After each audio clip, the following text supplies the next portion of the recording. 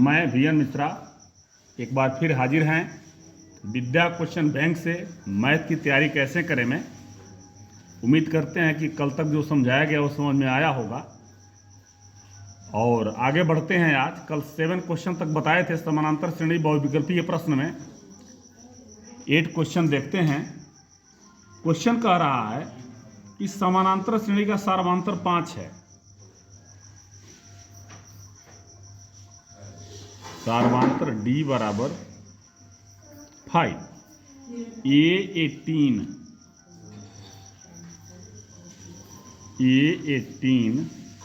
Minus A13, A18 minus A13 का मान होगा।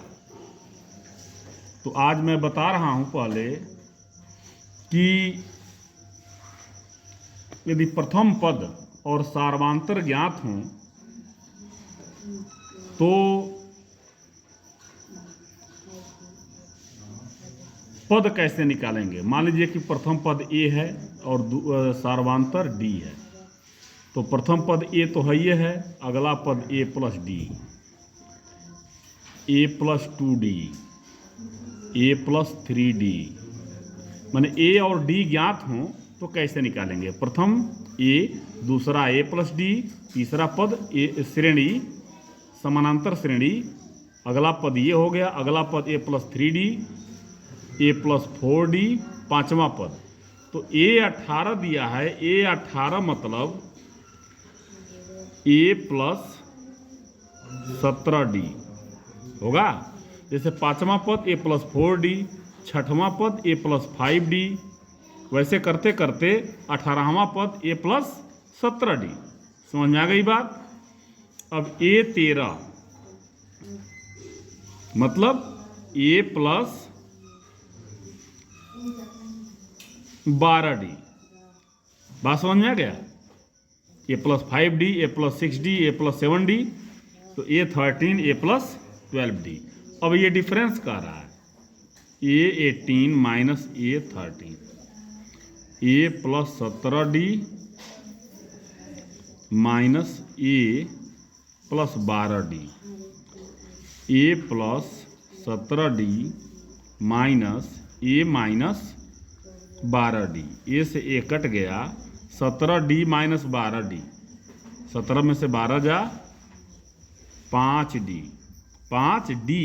अब D दिया है यहाँ 5, यानी कि 5 गुणे 5 बराबर 25। उम्मीद करते हैं ये समझ में आया होगा। अगला क्वेश्चन लेते हैं।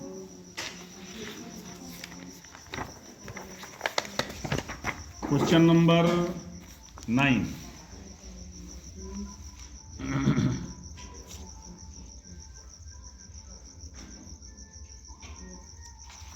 दिया है प्रथम 100 प्राकृतिक संख्याओं के योग को ज्ञात करने से संबंध प्रसिद्ध गणितज्ञ हैं। ये गास ने दिया था, इसको याद कर लेंगे। प्रथम 100 नहीं, प्रथम यदि 150 कहे, चाहे प्रथम 200 कहे, चाहे प्रथम 1000 कहे कि योग को ज्ञात करने से संबंध प्रसिद्ध गणितज्ञ, ये गास ने दिया था। अब पाइथागोरस ने क्या दिया था। पाइथागोरस ने दिया था किसी भी समकोण त्रिभुज में कर्ण पर का बना वर्ग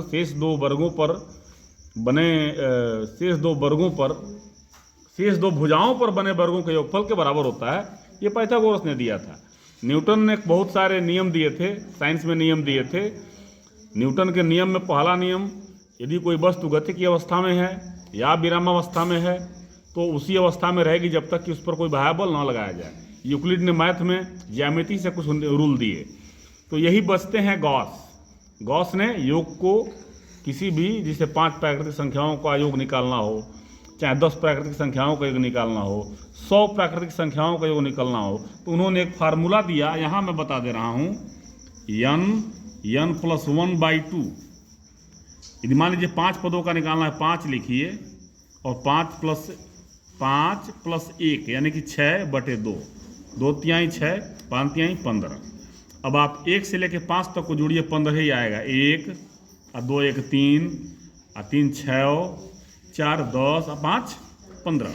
उसी प्रकार से 100 है तो 100 प्लस 1 यानी कि 101, बटे 2, 50 का इसमें मल्टीप्लाई करिए, प्रथम 100 पदों का आ जाएगा। प्रथम 500 पद का कह रहा है तो 500 गुणे 501 बटे 2, 250 का इसमें गुणा करिए, योगफल निकल जाएगा। बात समझ में आ रही है?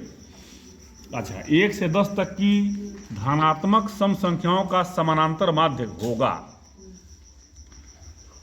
1 से 10 तक की सभी धनात्मक सम संख्याओं का समानांतर माध्य। अब देखिए, ये इसमें दे दिया है, वैसे इसको देना चाहिए, सांख्यिकी का क्वेश्चन है, फिर भी मैं बता दे रहा हूं। पहले आप जान लीजिए, समानांतर माध्य बराबर होता है कुल संख्याओं का योग बटे कुल संख्याएं, कुल संख्याएं माने जितनी संख्या है उसका योग कर दीजिए, आज जितना गण लीजिए उसको उससे भाग दे दीजिए। तो जैसे 1 से 10 तक में धनात्मक सम संख्या है, 1 से 10 तक में धनात्मक सम संख्या 2, 4, 6, 8 यही है। तो इन चारों को जोड़ दीजिए, 2 + 4 + 6 + 8 और कितना है 1 2 3 4, 4 से भाग दे दीजिए, जोड़िए 4 से भाग दीजिए, वही आ जाएगा माध्य, समानांतर माध्य। इसको एक चीज़ और कहते हैं सिग्मा x/n, माने जो पद है उस सबका योग सिग्मा जोड़ से संबंधित ही आता है और n संख्याएं। एक और इसका होता है कुल प्रेक्षणों का योग बटे प्रेक्षणों की कुल संख्या, प्रेक्षण भी कहते हैं। ये प्रेक्षण है, सबको जोड़ दीजिए, जोड़ दिया गया, और जितने प्रेक्षण है 4 प्रेक्षण है तो 4 प्रेक्षण से भाग दे दीजिए। बात समझ में आए? अब 11 क्वेश्चन लेते हैं। निम्नलिखित समानांतर श्रेणी के लिए प्रथम पद तथा सार्वांतर होगा 1/3, 5/3, 9/3, 13/3 डैश डैश डैश डैश आता जाएगा। तो प्रथम पद ये तो हो गया 1/3 हो गया। अब d बराबर इसमें से इसको घटाइए, या इसमें से इसको घटाइए, या इसमें से इसको घटाइए, 5/3 - 1/3 बराबर 2/3, 1/3 2/3। ठीक है।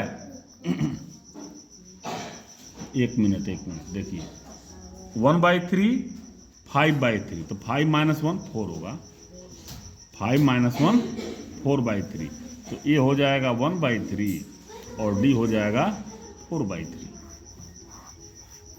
अगला क्वेश्चन देखते हैं। श्रेणी 3, 8,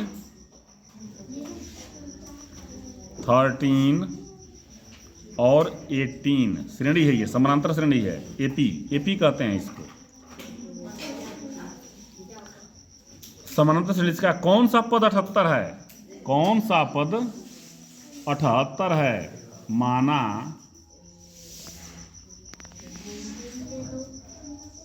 यनवा पद